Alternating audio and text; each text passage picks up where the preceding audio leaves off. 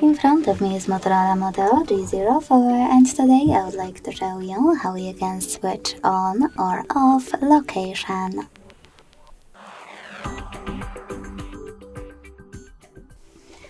Begin by going into Tab menu and looking for Location shortcut.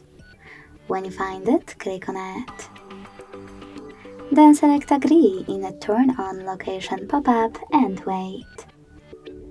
So when I go back, as you can see, my shortcut is green.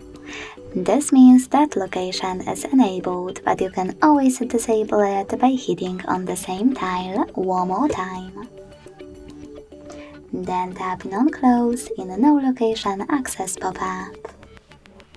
If you want to, you can also go into Settings and scroll down to access Location section.